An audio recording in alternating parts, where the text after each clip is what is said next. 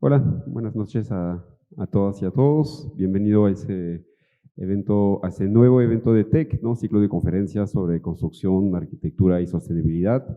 Eh, Esta noche tenemos el placer de tener con nosotros a Adrián Muros, que nos va a hacer una conferencia sobre innovación tecnológica en la arquitectura. Voy a presentar brevemente a Adrián y después le voy a pasar la palabra para que pueda empezar su conferencia. Para no equivocarme, ¿no? Adrián Muros es doctor arquitecto y profesor de la Escuela Técnica Superior de Arquitectura de Barcelona desde 1990. Imparte cursos, clases y conferencias de grado y de maestría en universidades, empresas, organismos públicos y privados. Es coordinador de la línea de innovación tecnológica en arquitectura de la maestría de Barcelona en Barch, ¿no? En la Universidad Politécnica de Cataluña, es director de taller de estudios lumínicos de la UPC Barcelona Tech, autor de numerosas patentes, diseños, proyectos de iluminación, ha escrito varios libros y artículos sobre iluminación artificial y acondicionamiento climático, ha proyectado y construido como arquitecto más de 100 proyectos de arquitectura y actualmente colabora como especialista con estudios de arquitectura en el ámbito de diseño lumínico natural y artificial, y es miembro del Comité Español de Iluminación y de la Agrupación de Expertos en Instalaciones del COAC. Muchas gracias, Adrián, y ya te dejo la palabra. Bueno, pues gracias, Víctor, a Edwin, Udiel y también a la universidad por haberme invitado. Encantado de estar aquí. La verdad es que es un placer y también veo algunos ex-alumnos, cosa que me alegra muchísimo. Bien, voy a redactar esta conferencia. Es una conferencia que tengo escrita, que también os la dejo, por tanto es un documento de texto que podéis utilizar. Y bueno, vamos a empezar. Dicen que lo más importante es plantearse preguntas. De ahí el título de mi ponencia, Preguntas básicas sobre innovación en arquitectura. Seguro que cada uno de nosotros se las habrá planteado, se las planteará durante el ejercicio de su actividad profesional, aunque las que yo propongo aquí seguidamente son las que considero que son básicas y para mí son claves, sobre todo para no desviarnos del camino certero de la verdadera innovación en arquitectura. Bien, la primera pregunta que debemos hacernos cuando nos adentramos en el mundo de la innovación es ¿qué queremos decir cuando hablamos de innovación? ¿Qué es y qué no es innovación? La innovación es un término amplio que está presente en todas las actividades de nuestra sociedad y cuando nos referimos a la innovación en el campo de la arquitectura, vemos que está presente en todos los ámbitos de las disciplinas arquitectónicas por igual.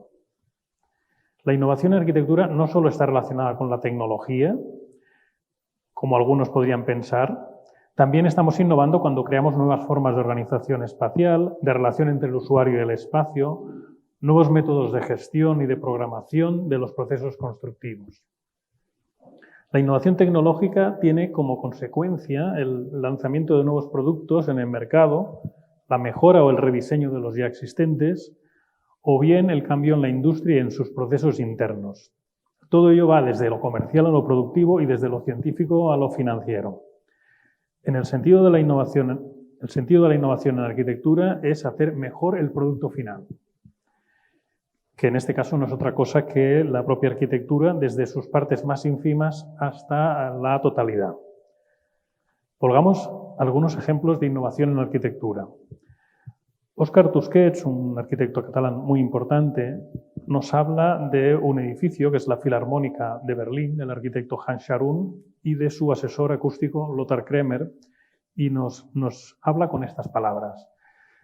Dice, esta espléndida pieza arquitectónica se puede analizar desde múltiples ángulos, pero el que aquí me interesa es que Scharoun pretendió y consiguió abrir la puerta a una nueva forma de escuchar música. Mejor dicho, a una nueva forma de disfrutar de un concierto.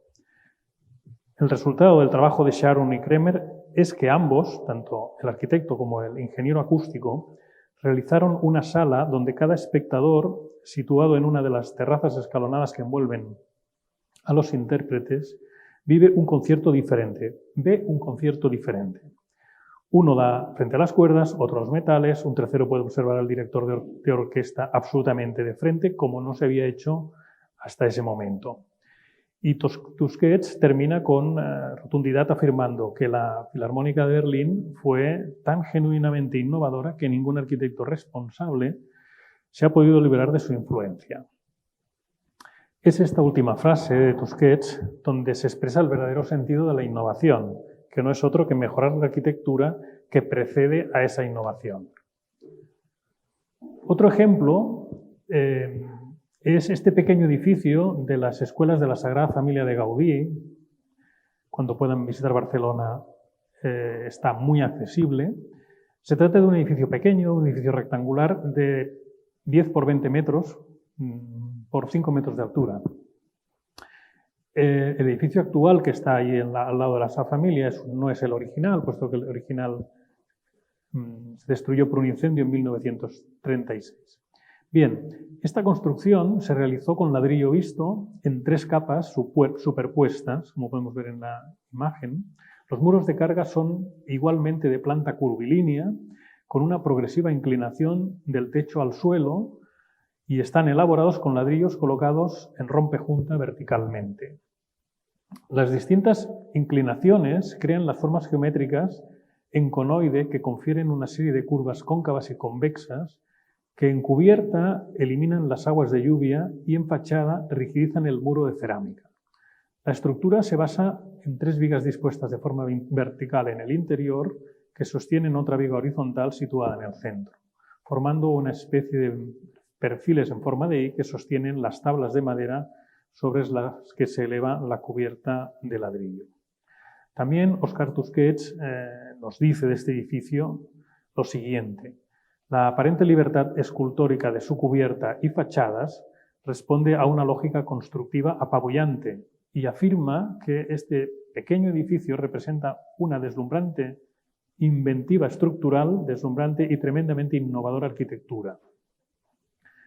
Otro ejemplo de construcción de bóvedas catalanas es la obra del arquitecto valenciano Rafael Gustavino, que exportó a la ciudad de Nueva York esta técnica realizando proyectos muy significativos y de un coste muy reducido. La bóveda catalana es una estructura que trabaja totalmente a compresión, consiguiendo cubrir espacios de grandes luces con apoyos únicamente en el perímetro. Ejemplos significativos de su obra son la Gran Estación Central de Nueva York y la Sala Central de la Isla de Ellis. Hasta aquí estos 3 ejemplos de innovación en arquitectura.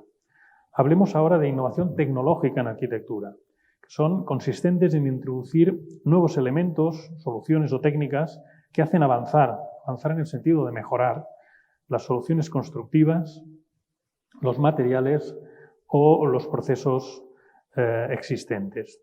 Tomando como ejemplo la bóveda de cerámica catalana que hemos visto anteriormente, veremos algunas innovaciones tecnológicas muy concretas. Es el caso de la técnica de la cerámica armada. Destacan las investigaciones y las aportaciones de Eladio Dieste cuando describe el comportamiento de las bóvedas gaussas. Describe diferentes puntos que justifican su utilización, entre los que destaco fundamentalmente los siguientes. Dice: elegimos como directriz la catenaria, luego el peso produce compresión simple y esta compresión hace capaz a la estructura de resistir flexiones. Esta capacidad aumenta mucho si consideramos un mínimo constructivo de armadura. Un ejemplo característico de aplicación de esta innovación tecnológica es el proyecto de la Iglesia de la Atlántida que podemos ver en esta imagen. Otro ejemplo mucho más actual de cerámica armada, en concreto de muros de ladrillo armado, es este edificio del Centro Cultural de la Villa de Madrid, obra de los arquitectos Churtiaga, Cuadra y Salcedo, que es de los años 98-2000. A diferencia de la innovación de Dieste, aquí la innovación consiste en que el armado permite el uso de material aparejado de ladrillo tradicional en forma de vigas de canto reducido y estructuras lineales horizontales de grandes luces. Otro ejemplo es el sistema dominó de Le Corbusier, que ha influido enormemente en los sistemas constructivos actuales. Estos ejemplos son claramente innovaciones tecnológicas en la arquitectura, concretamente en las técnicas constructivas, con el uso de materiales cerámicos y de hormigón. La segunda pregunta que debemos hacernos es cómo podemos innovar en el campo de la arquitectura. Fundamentalmente, podemos innovar introduciendo mejoras en todo lo ya existente que hagan avanzar los procesos, los elementos, los diseños y las construcciones existentes. Este tipo de innovaciones se corresponde con la mayoría de las innovaciones producidas a lo largo de la historia, fundamentalmente de la mano de las empresas del sector de la construcción, que han hecho avanzar lentamente el sector, pero de forma segura y constante. Pongamos algunos ejemplos: pilares de hormigón prefabricados, fabricados en taller con uniones precisas y controles de calidad, losas de hormigón alveolares. Ambas son una innovación de los pilares realizados in situ y los forjados de viguetas de hormigón tradicionales.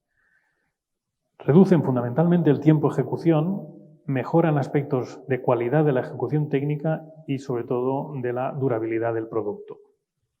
Otra opción es que podemos innovar introduciendo nuevos materiales, nuevos elementos o bien nuevos procesos.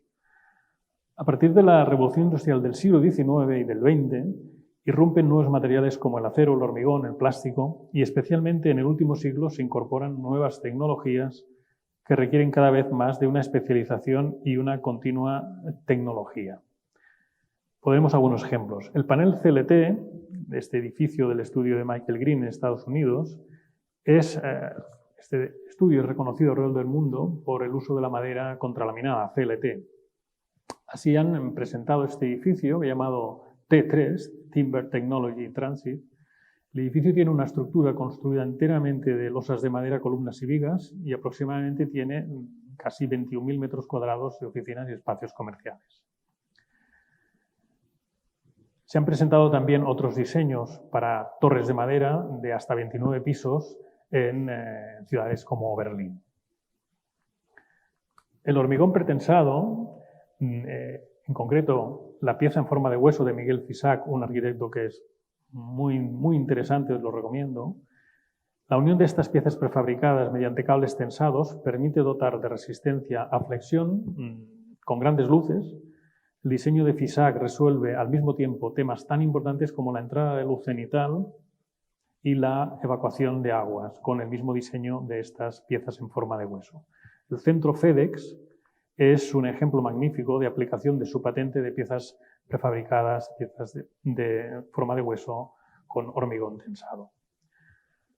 Un ejemplo singular de este tipo de tensados se está aplicando actualmente en la construcción de las torres de la Sagrada Familia de Barcelona de Gaudí, en el que el recurso de los paneles de piedra tensada ha permitido reducir fundamentalmente el grueso de la piedra a valores razonables y sobre todo reducir el peso importante de la construcción. Consigue que se optimice todo el grueso del muro, ya que los cables tensados prensan las piezas de piedra y no permiten que las juntas se abran en ningún caso.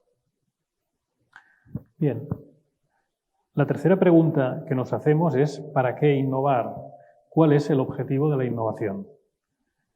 También podemos considerar que hay motivos concretos, pero no por ellos menos importantes que el hecho de cubrir las necesidades de la sociedad en continua evolución, que sería el principal objetivo de la innovación.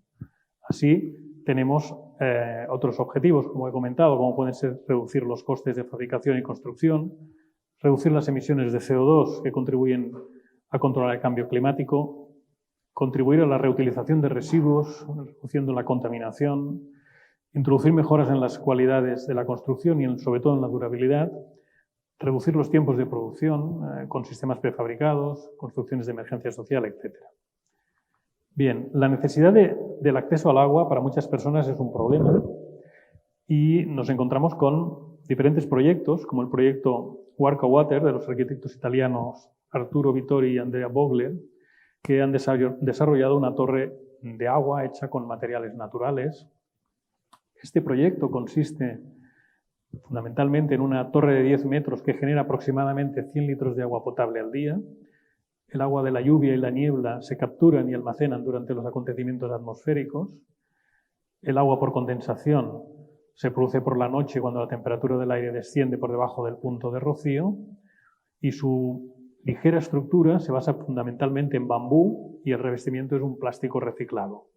La estructura de esta torre consta de 5 módulos que se pueden instalar de abajo arriba por pocas personas, sin la necesidad de andamios, puesto que su peso es inferior a 60 kilos. Hay muchas empresas que han desarrollado hidropaneles solares que pueden absorber vapor de agua existente en el aire usando energía solar fotovoltaica, por ejemplo. El panel toma aire ambiental a través de ventiladores y recolecta el vapor de agua de ese aire en un material higroscópico o absorbente de agua. Este material se encarga de condensar el vapor de agua y transformarlo en líquido, el cual queda atrapado en el depósito del equipo. El agua recogida está mineralizada, lo que garantiza un cierto sabor agradable y la composición ideal para el consumo.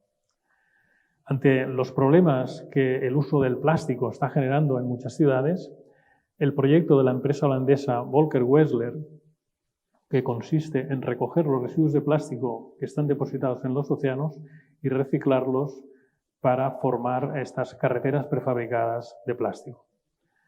En relación a esta cuestión del reciclado y de la innovación, quiero citar a Richard Rogers, un arquitecto muy conocido seguramente por todos ustedes, y dice lo siguiente: soy un gran defensor de la tecnología, pero no de la tecnología por la tecnología. Esta debe enfocarse por y para el beneficio del ciudadano, debe buscar la garantía de los derechos humanos universales y procurar refugio, agua, comida, salud, educación, esperanza y libertad para todos. Seguramente encontraremos muchos más motivos. En cualquier caso, considero que el objetivo de la innovación no es otro que mejorar la vida de las personas. Esto es una de las verdades más absolutas. No podemos ser esclavos de la tecnología. Cualquier avance o innovación debe contribuir a incrementar la felicidad y el bienestar individual y colectivo. De lo contrario, se pondría en duda la necesidad de esa innovación. Por otra parte, el alcance de cualquier innovación debe de tener la mayor repercusión social. Si no, podría considerarse como una simple invención, un experimento o un prototipo. La universalización y democratización es lo que da sentido a la auténtica innovación. La pregunta 4 que nos vamos a hacer es ¿en qué podemos innovar? Podemos decir que en todo aquello susceptible de ser mejorado con eficiencia y un coste asumible, dos aspectos muy importantes, eficiencia y coste. En arquitectura todo es mejorable. De hecho, la arquitectura actual, desde el punto de vista de la cualidad constructiva, de los servicios, del confort que ofrece a los usuarios, es mucho mejor que cualquiera de las arquitecturas precedentes. Pondré algunos ejemplos de en qué podemos innovar. Me he permitido utilizar trabajos de fin de máster, del Máster de Innovación Tecnológica en la Arquitectura, que coordino en Barcelona para ejemplificar algunos ejemplos de investigación. Veamos en primer lugar innovaciones en el tema de la creación de nuevos materiales de aplicación en la construcción. Este primer ejemplo consiste en la reutilización de residuos médicos esterilizados en el ámbito de la construcción. El presente trabajo consta de un análisis sobre el panorama actual de los desechos producidos en todo centro médico y las posibilidades de aprovechamiento para darles un nuevo uso dentro del ámbito de la construcción, reduciendo de este modo una eliminación temprana de sólidos que terminan generando efectos negativos en la biosfera por medios de la incineración o bien por el relleno sanitario. Los productos propuestos en esta investigación fueron un panel de aislamiento térmico semirrígido con una transmitancia térmica de 0,058 watts por metro y grado Kelvin y en forma de tablero rígido con varios usos como recubrimientos o incluso para mobiliario.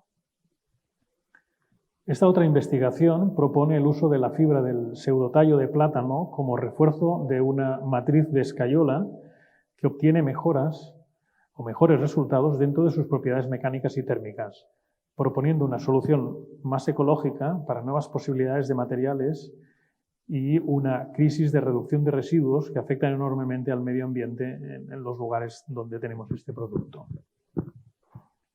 Otro trabajo analiza el reciclado de la cáscara de mejillón y propone posibles aplicaciones en materiales fundamentalmente como aislamiento térmico. Este ejemplo de reciclado de botellas PET de plástico, en su posible utilización como elemento de construcción de muros para edificaciones de pequeña altura. Estos trabajos en general requieren de un análisis de laboratorio donde evaluar sus aspectos de resistencia, su comportamiento térmico, comportamiento lumínico, acústico, durabilidad, etc. Todos ellos son experimentos realizados en laboratorios de la UPC que ayudan a justificar la idoneidad técnica de este nuevo material o producto propuesto por los estudiantes. A su vez se realizan fundamentalmente comparativas con otros productos de aplicaciones similares que ya están comercializados.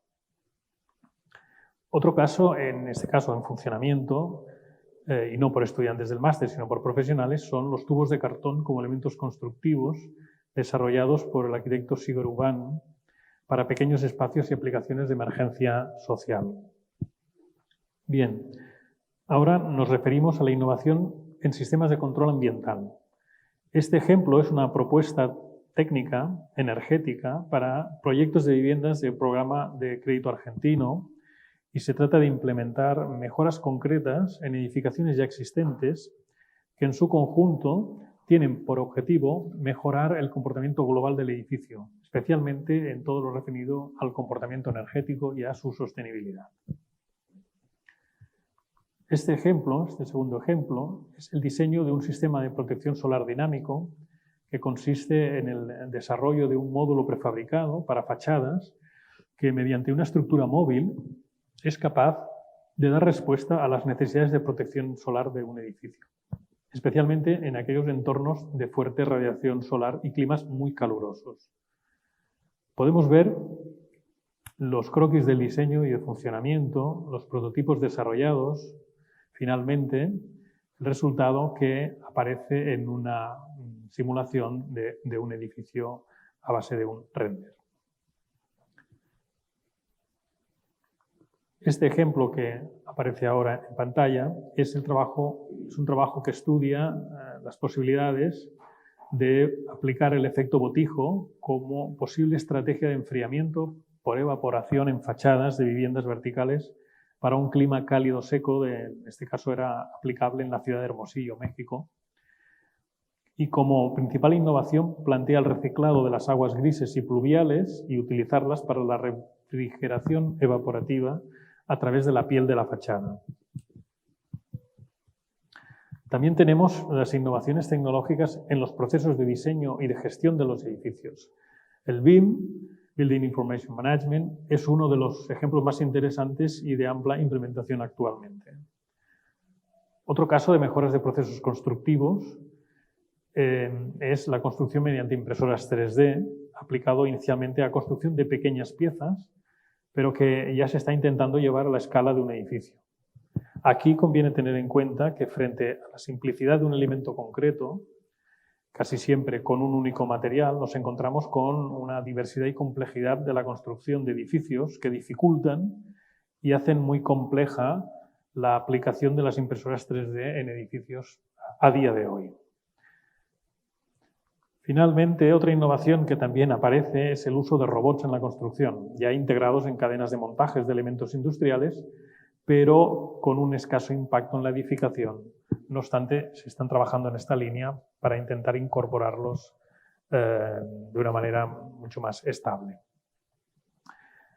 Introduzcamos la siguiente pregunta. La innovación debe situarse en el contexto sociocultural, ambiental y económico propio.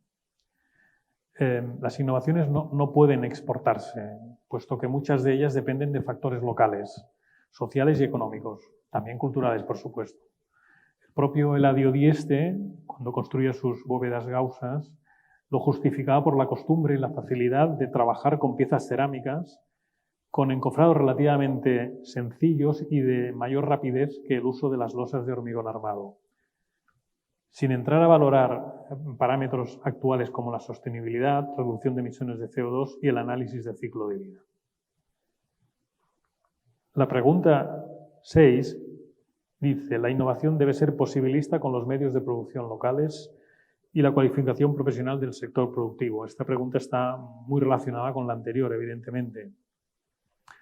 Actualmente la construcción sigue siendo un proceso con una presencia importante de trabajo manual cada vez más especializado, pero sin ser totalmente industrializado. Por ello, la cualificación profesional del sector productivo de cada lugar es determinante para el asentamiento definitivo de una determinada innovación, que puede ser de gran interés y beneficio para una sociedad determinada o para un grupo, pero de nefasto resultado económico y de frustración para otros. Bien. Una innovación debe ser sencilla o compleja. En palabras del profesor Jaume Avellaneda, catedrático y profesor de nuestro máster y de nuestra universidad, dice: si se elimina lo que puede ser superfluo, se alcanza una forma de pensar y construir más simple, pero al mismo tiempo más razonada. Construir simple no es ni fácil ni sencillo, pero merece la pena intentarlo. Y añade: la complejidad de un sistema es proporcional a la cantidad de información que se requiere para describirlo. Evidentemente, las innovaciones, cuanto más simples y sencillas sean, mucho mejor va a ser su cualidad, su posibilidad de implantación y, sobre todo, aspectos relacionados con la durabilidad y el mantenimiento. La arquitectura tradicional nos ha legado magníficos ejemplos de edificios construidos hace cientos de años, que se han conservado en relativo buen estado. Estos edificios están resueltos básicamente con pocos materiales, con pocos elementos. La piedra, la madera, la cerámica son materiales multifuncionales que dan lugar a una construcción homogénea. Desgraciadamente, existen muchos casos de edificios modernos en los que su avanzada tecnología es causa de constantes reparaciones. Las cosas sencillas son más fáciles de usar, de mantener y de reparar que las cosas complejas. Y evidentemente, en el caso de la arquitectura, ocurre exactamente lo mismo. Y este concepto de simplicidad, Jaume Avellaneda nos lo ejemplifica con la cuestión de unas cafeteras tradicionales y complejas. De alguna manera él comenta que si se te estropea la cafetera Nespresso te quedas sin tomar café, y si se te estropea una cafetera italiana pues simplemente cambias la junta de goma y vuelves a tener café sin ningún problema. Bien, también encontramos ejemplos. Este caso concreto son uniones sencillas en madera que recogen la tradición constructiva japonesa. En esta obra, este edificio en madera, situado en Zúrich, del arquitecto Sigurd Bang. Aunque a pesar de la sencillez de la solución, permite construir un edificio de grandes dimensiones. Aquí tenemos, otras innovaciones sencillas que conocemos, pero que precisamente su sencillez ha permitido una implantación a nivel mundial totalmente. La siguiente pregunta es la más sencilla y se refiere a quién puede innovar, qué debemos saber para innovar. Bien, puedo decir que para poder innovar hay que estar muy implicado con las técnicas o los procesos de la arquitectura, la experiencia profesional, el encuentro permanente con los mismos problemas es lo que nos hace plantearnos preguntas. Pero aparte de ese conocimiento experimental, es necesario también tener un conocimiento más amplio, digamos, académico, que nos abra el abanico de posibilidades y soluciones disponibles a nuestro alcance. El conocimiento teórico nos da elementos para responder a los problemas. Por tanto, experiencia y conocimiento son básicos para poder innovar. La investigación, desarrollo e innovación, la I+D+I, no puede existir sin la obligada sinergia de varios sectores que necesitan dar su mano para progresar juntos hacia un proyecto común. Hablamos de las empresas, piezas claves en el sistema productivo, hablamos de las universidades, que sería la cocina por excelencia del talento y la piedra angular de todo el proceso de innovación, y también, por supuesto, la administración, sirviéndose de sus entidades públicas para dar apoyo y refuerzo a la innovación. Quisiera decir que nuestro deber como docentes es promover el conocimiento y la innovación y que pueda llegar a consolidarse en la actividad profesional futura de los arquitectos. La siguiente pregunta es una que me han hecho muchas veces mis alumnos y es la siguiente: en innovación, ¿qué es posible y qué es razonable? Muchos estudiantes, al enseñarme un proyecto que están desarrollando, me hacen la siguiente pregunta: ¿esto es posible? A lo que yo siempre les respondo: hoy todo es posible. Pero inmediatamente les hago otra pregunta. ¿Pero es razonable? El progreso científico, aplicado a los materiales y técnicas constructivas, permite afirmar que hoy día cualquier solución es técnicamente y científicamente posible y, por tanto, realizable. Ahora bien, la auténtica cuestión que debemos hacernos es hasta qué punto determinadas soluciones se consideran razonables. Como saben, el término razonable es un término totalmente subjetivo y no extrapolable socialmente. Hay que preguntarse si es razonable el esfuerzo, el coste elevado en relación con el beneficio que vamos a obtener cuando estamos planteando una innovación. Hay muchos ejemplos de utopías y de edificios que desafían todas las leyes de la lógica gracias a un inmenso desafío tecnológico. Los arquitectos y las propuestas más utópicas se han planteado a lo largo de la historia de la arquitectura y del urbanismo. Frank Lloyd Wright propuso una ciudad utópica, Brocklet City en 1932. En Chandigarh, en forma contemporánea, también Le Corbusier ponía por escrito los fundamentos de la ciudad ideal en la Carta de Atenas. En 1956 comenzaron las obras para construir una ciudad capital de Brasil, Brasilia, que todos conocen, que es conocida mundialmente por los edificios creados por Oscar Niemeyer. Tenemos los proyectos utópicos de Archigam, por todos conocidos. Y finalmente, en la ciudad de Masdar, Foster & Partners asumió en 2008 el reto de crear en Abu Dhabi una ciudad 100% sostenible y con un nulo impacto medioambiental. Este futuro Silicon Valley del desierto promete 0 emisiones de CO2 y 0 residuos, un hito mundial que solo van a disfrutar 50.000 habitantes. Retoma las prácticas tradicionales de la arquitectura local, aspectos como la orientación, la creación de sombras y corrientes de aire, o bien instalar patios con vegetación, marcan la personalidad de la futura ciudad de Masdar. Además, la prohibición del coche, la producción eléctrica por energía solar de toda la energía de la ciudad o la climatización utilizando sistemas de geotermia son claves para entender las posibilidades de que esta urbe revolucionaria que se está construyendo todavía. Finalmente, pondré 2 ejemplos de utopía y realidad muy parecidos. La ciudad ártica de Frei Otto, la búsqueda de recursos en entornos tan hostiles como el Ártico genera un buen punto de partida para el desarrollo de las utopías climáticas. En este caso, Frei Otto, un diseñador industrial, se une a Ken Jotange, planeamiento urbano, para diseñar una envolvente continua, transparente, de unos 3 kilómetros cuadrados de superficie, que ya habían sido construidas en menor tamaño en el pabellón de la Unión Soviética en Osaka en los años 70, bajo el cual se gestionó un modelo de ciudad de baja densidad a modo de pequeña ciudad jardín climatizada. Este proyecto es un proyecto no realizado, muy interesante, con un buen planteamiento de sostenibilidad, pero que al final no se realizó. En cambio, este otro proyecto, la cúpula de Abu Dhabi de Jean Nouvel, que consiste, como saben, en una superestructura metálica en forma de cúpula, compuesta por 85 grandes piezas de entre 5 y 7 metros de largo, apoyadas sobre soportes temporales vertical y diagonal. El revestimiento se construye con casi 8.000 piezas de aluminio en forma de estrella de diferentes ángulos, que forman un total de 8 capas, 4 en el interior y otras 4 hacia el exterior recubiertas de acero. Con una superficie de 24.000 metros cuadrados, con un coste público declarado de más de 1.000 millones de dólares, es decir, aproximadamente 43.000 dólares por metro cuadrado, la pregunta no es si es posible, sino si es razonable. Y este proyecto está construido. La última pregunta es una pregunta abierta que aún no sabemos, que aún no nos hemos hecho. Es una pregunta que alguien se formulará y que dará pie a un nuevo avance, a una nueva invención. Y esta pregunta se la dejo para ustedes. Vale, muchas gracias.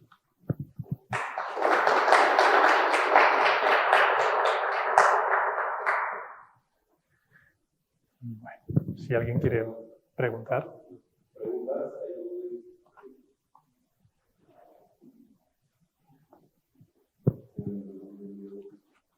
Bueno.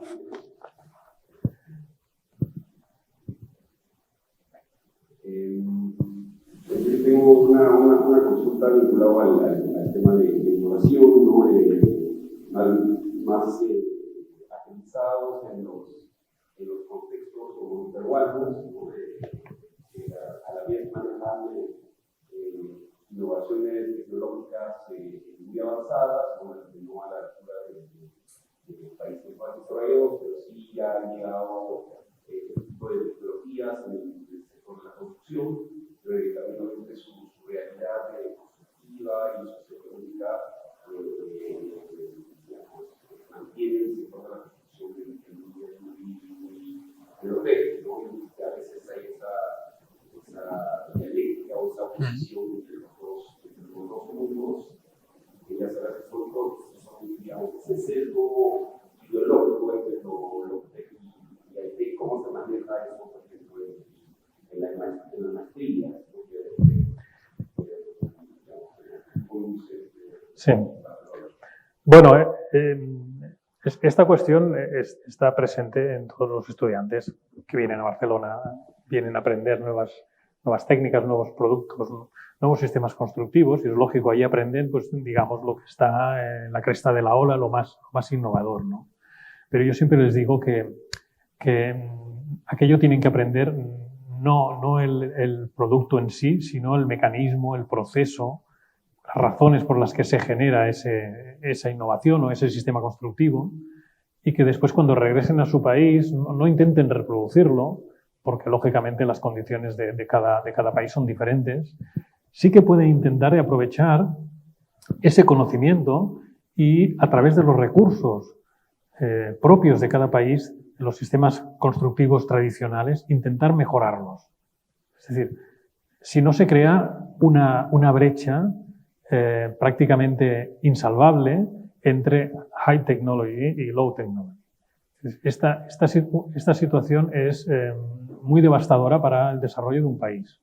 Un país no puede tener, cuanto más unificado, cuanto más cerca esté lo high de lo low, mejor funcionará, porque si no se crean grandes diferencias que crean inseguridad, que crean condiciones de habitabilidad totalmente diferentes, que crean unas desigualdades en los propios habitantes, y esto no va bien. Es decir, cuanto más se uniformice, cuanto más se equipare las soluciones constructivas, lógicamente intentando siempre ir hacia arriba, ¿no?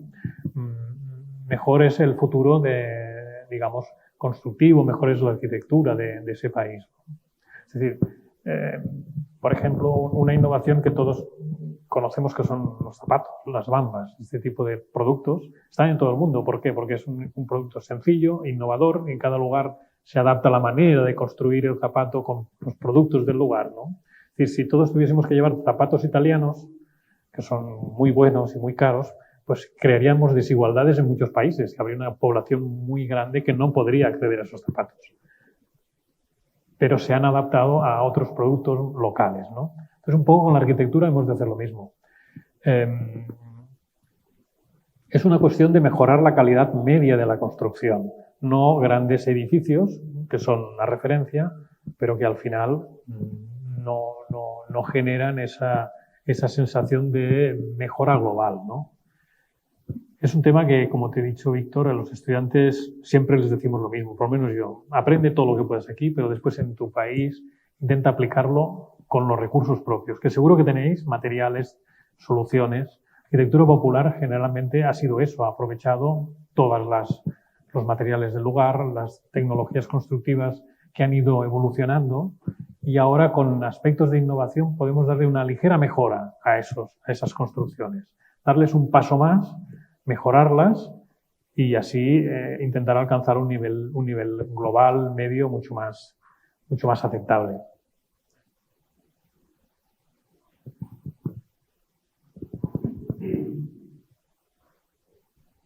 Adelante. Tendría sobre este tipo de certificaciones, sobre todo tipo LEED, tipo detrás de ellos hay de todo una especie de pequeñas tecnologías no certificadas que en climas como los nuestros no son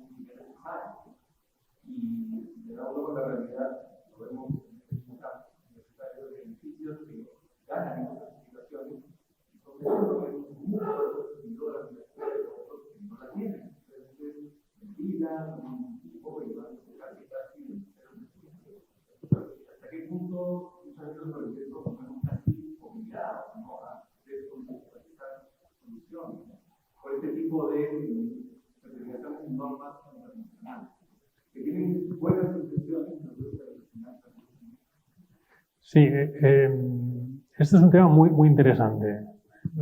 Yo creo que las certificaciones se han convertido en un cierto monopolio de un grupo, un sector de poder, que intenta introducir unas tecnologías que justifican el resultado final, ¿no? Que te da LEED o BREEAM o Passive House, lo que sea, ¿no?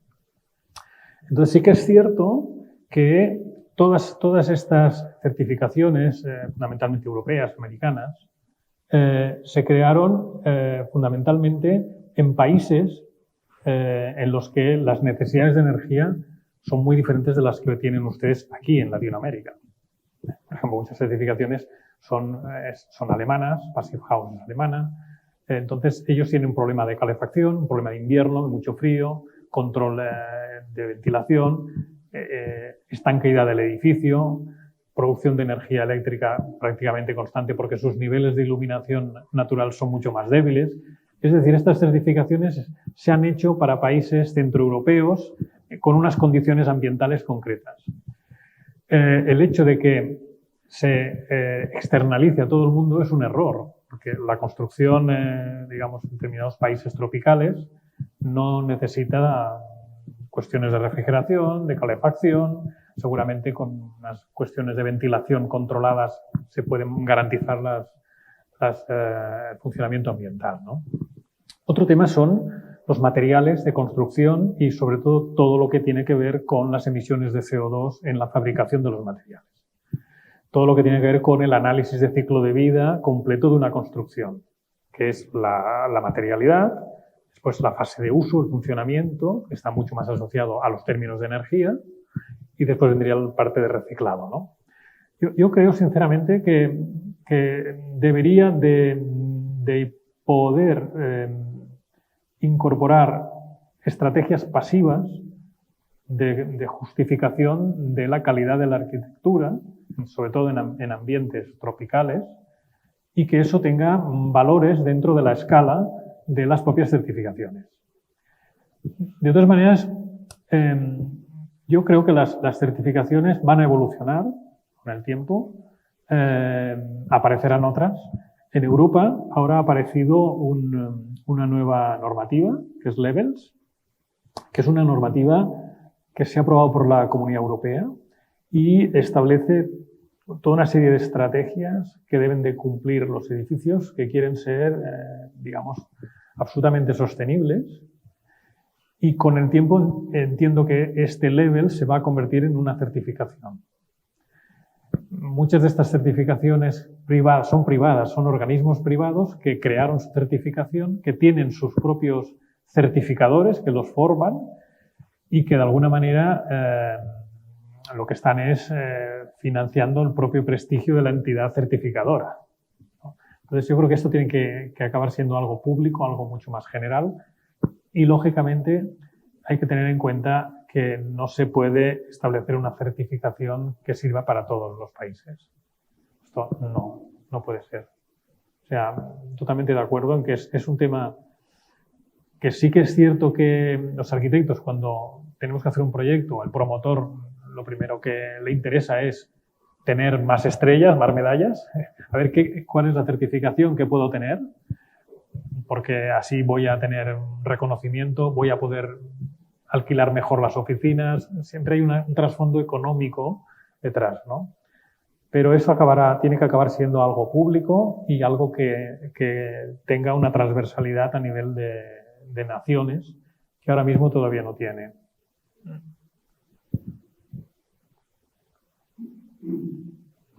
Ya para rebotar sobre este tema, porque ayer pudimos sacar una conferencia sobre teoría de la arquitectura vinculando la arquitectura y la temática del cambio climático.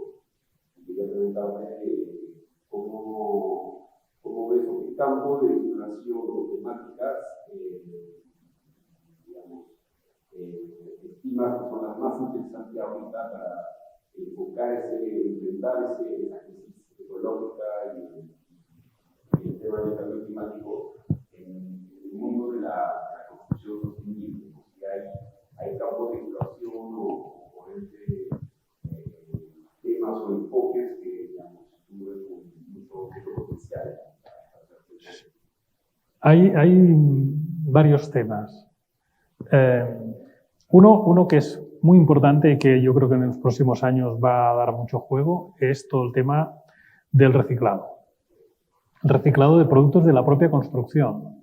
Es decir, cualquier edificio que hemos construido con hormigón, con piedra, con ladrillo, etcétera, viene de la extracción de materias primas del medio ambiente.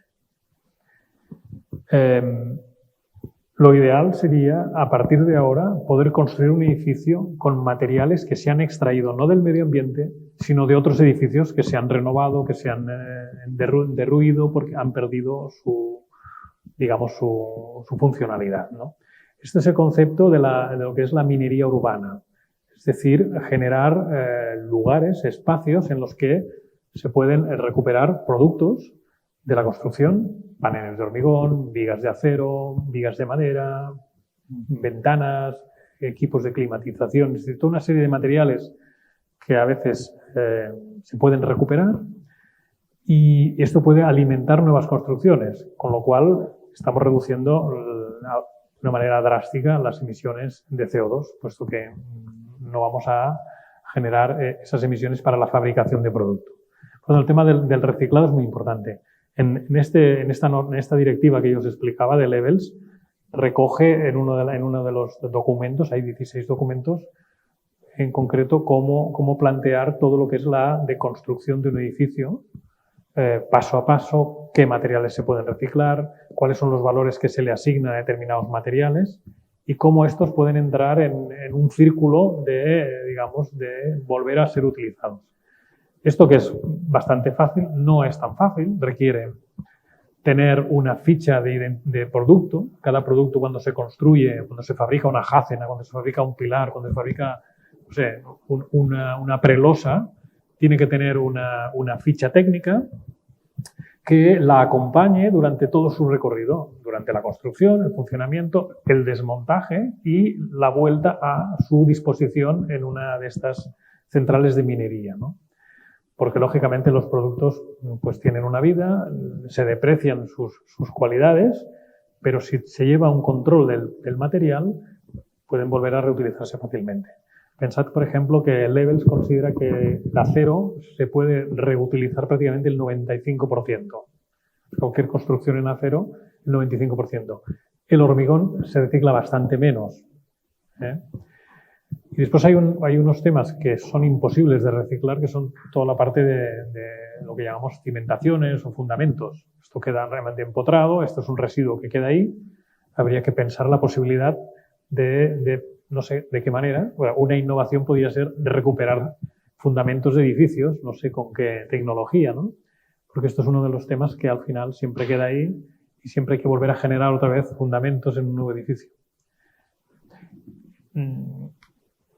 Como he dicho, el tema del reciclado es uno de los más importantes, que afecta a la construcción, pero afecta a cualquier industria. El tema de los plásticos para la ingeniería química es muy importante.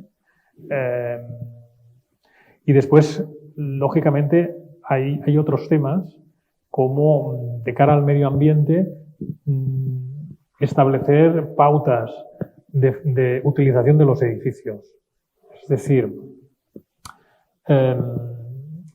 una anécdota.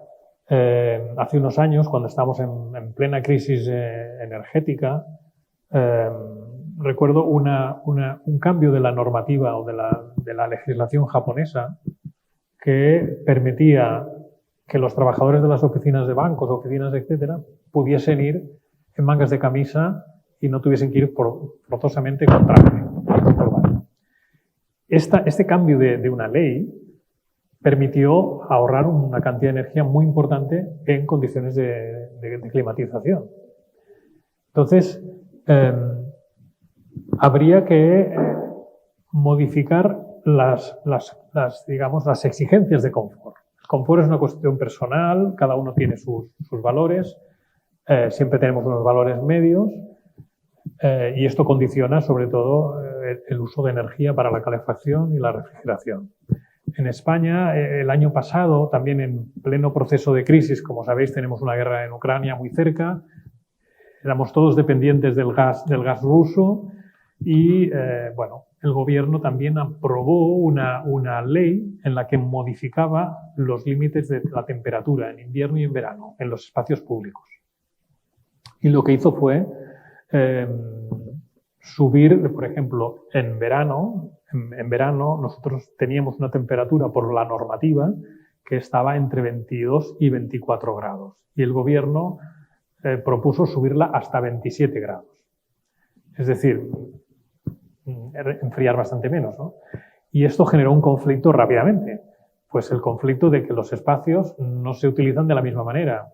Por ejemplo, un restaurante hay unos señores que están comiendo y que les puede afectar relativamente no estar tan frescos, pero hay unos señores que están trabajando. Entonces, si a 24 grados están sudando y tal, si los dejas a 27, estas personas no pueden trabajar. Entonces, eso generó un conflicto de intereses, un conflicto rápidamente entre normativas, que, bueno, al final el gobierno pues lo tuvo que rectificar. Es decir, siempre en estas condiciones ambientales hay que pensar en el usuario.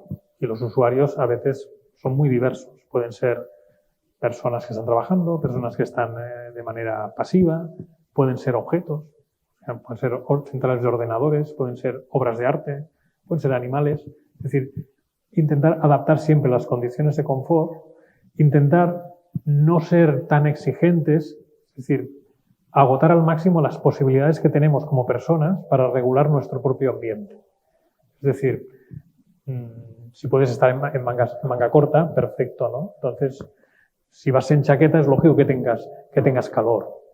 O si estamos en invierno, pues si en lugar de ir a clase en mangas de camisa, pues ya vas con una chaqueta de lana un poquito más tapado, seguramente no tendrán que subir tanto la calefacción. Esto, que es una cosa evidente para nosotros, hemos de pensar que hay muchas arquitecturas en las que no hay posibilidades de controlar ambientalmente por sistemas activos. El último premio Pritzker de arquitectura, Francis Kéré, arquitecto Kéré, que es un arquitecto ugandés, ha sido reconocido por sus construcciones en África, construcciones prácticamente utilizando los recursos locales, la tierra, el adobe, y utilizando estrategias ambientales a base de diferentes volúmenes, con posibilidades de movimiento del aire, generando sombras, es decir, estas acciones pasivas que han mejorado muchísimo pues, la cualidad de esas construcciones. Realmente es un arquitecto muy interesante que está utilizando recursos pasivos para mejorar el confort de una población que prácticamente tenía escuelas que eran una pared de adobe y una techumbre de chapa metálica. Esto es generar un horno, ¿no? Un microhorno en el interior, ¿no? Entonces, esta es la segunda, es decir, ser más conscientes de que el mundo es un mundo global, muy amplio, y que las condiciones de confort de los países más civilizados hemos de ser más austeros, porque eso influye en todo el planeta. El tema de los reciclados es muy importante, reciclar en los próximos años. Y después volver un poco a toda la experiencia que ha habido siempre en la arquitectura popular. Yo soy un amante de la arquitectura popular, que es aquella arquitectura que ha ido evolucionando con el paso de los siglos. Es decir, las construcciones populares no siempre han sido las mismas, han ido evolucionando, pasando de padres a hijos, toda esta experiencia, y siempre han ido mejorando su comportamiento. Entonces, aprender de estas construcciones y intentar mejorarlas con nuestros conocimientos. En nuestro máster, siempre cuando empezamos a proyectar algún tipo de edificio, y como saben, en España los edificios públicos tienen que ser todos edificios de energía cero desde el 2019. Es decir, tienes que equilibrar la energía que consumes y la que produces.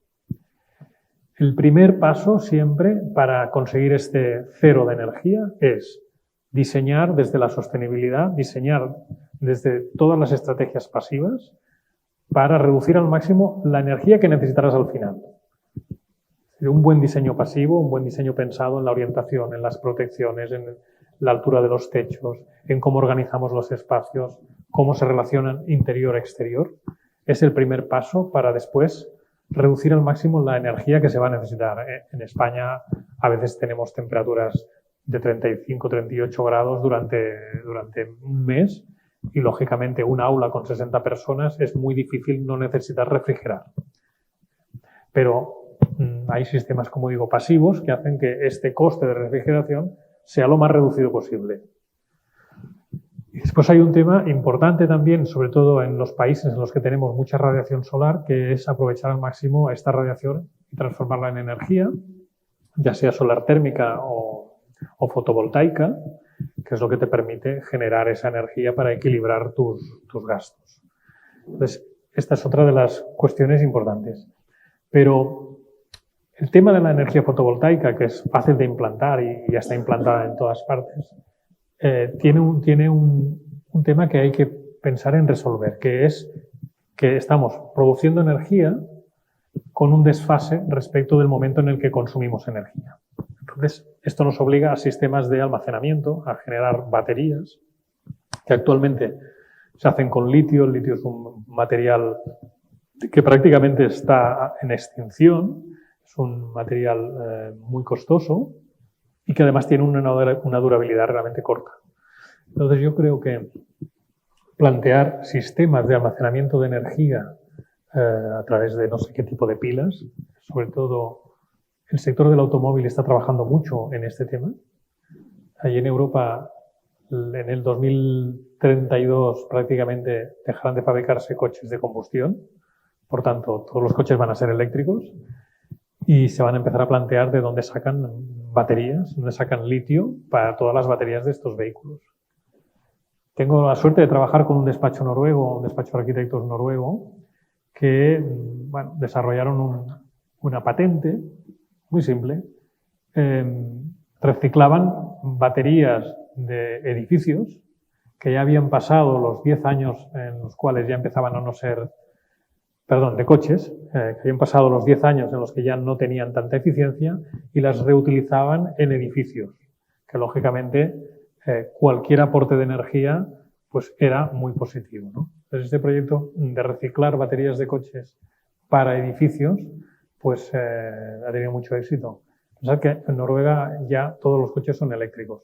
No se fabrican coches de combustión, no se venden coches de combustión y todos apuestan por esta manera de transporte. Y yo creo que ya os he dicho un poco estas tres estrategias: almacenar la energía, el tema del confort, el tema del reciclado, como las estrategias de futuro. Bueno. Sí.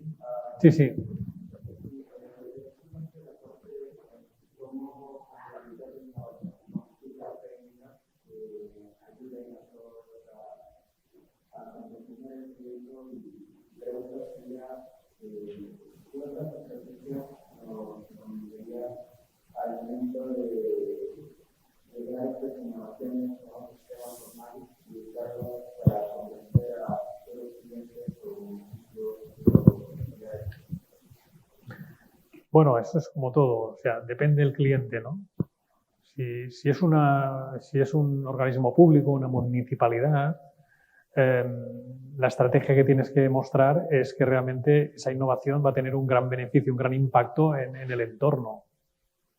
Y el impacto que le interesa a una municipalidad es el impacto social, entiendo. Si estamos hablando de una innovación que se la vas a vender a Google, diles que van a ganar mucho dinero, muchos dólares, si no, no te van a dejar ni entrar, ¿no? Entonces, estas son cuestiones digamos, relacionadas con quién tú vas a transmitir esa innovación. Y aquí está un poco el interés de cada uno. Es decir, a ti, como diseñador o como arquitecto, ¿qué te interesa, ¿no? Construir edificios en el que muchos ciudadanos van a disfrutar, se van a beneficiar, o hacer un mega edificio para un jeque de Abu Dhabi que te va a pagar millones de dólares, pero solo vas a construir un edificio para ese señor, como él quiere, y que nadie más se va a beneficiar porque pasar una noche en una habitación va a costar $600. Estás en tu derecho de hacerlo, cada uno es libre, ¿no? Pero son decisiones que uno debe tomar. Entonces aquí el tema de la ética también de nuestro trabajo es importante. Yo no disfrutaría haciendo un edificio así, disfrutaría más haciendo un barrio a cierta calidad, ¿no? Para beneficiar, pues, aparte de la ciudad, a muchas más personas. Tú eliges tu estrategia. Es decir, a quién se la vas a vender y a partir de ahí analízalo primero y encontrarás el camino seguro.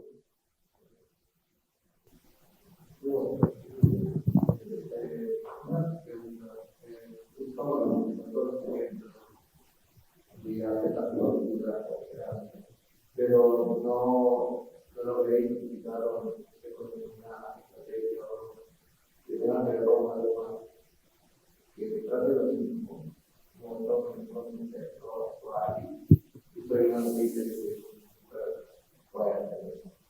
Entonces, si hay estrategias que, como ya que la mano en mi vida, que respondan a esta parte típica en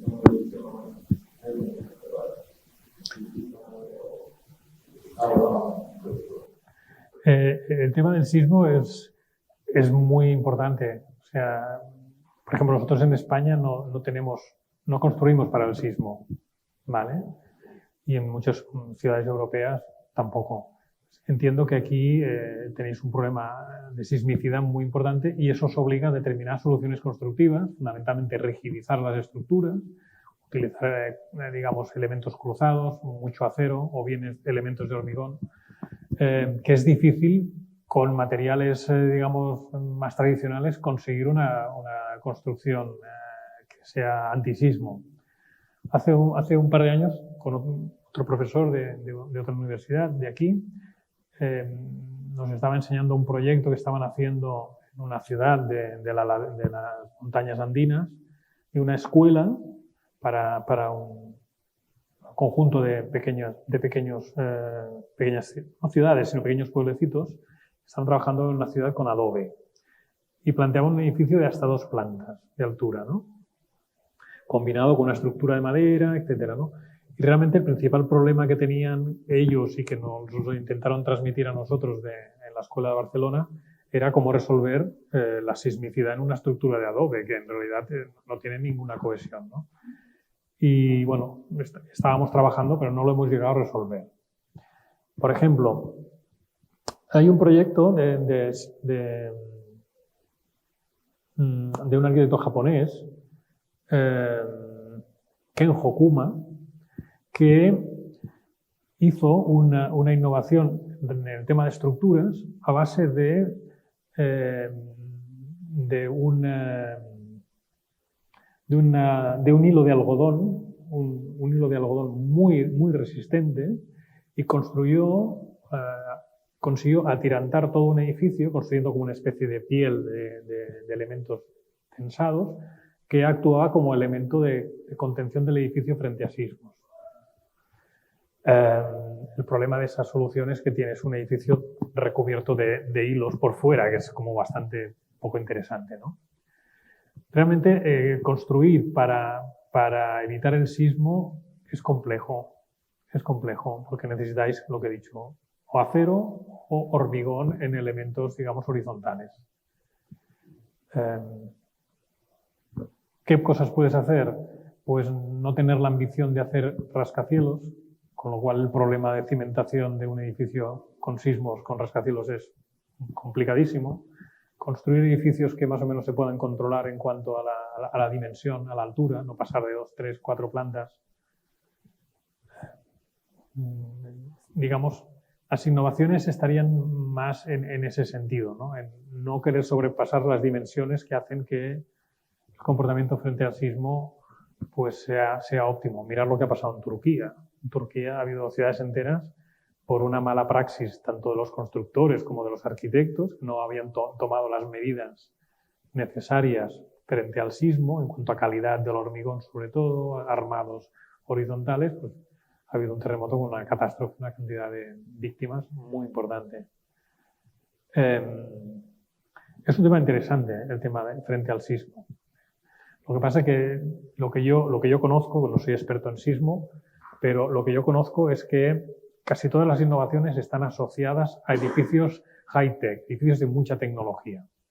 Entonces dejamos fuera pues, una gran cantidad de construcción más sencilla que no se piensa en ella.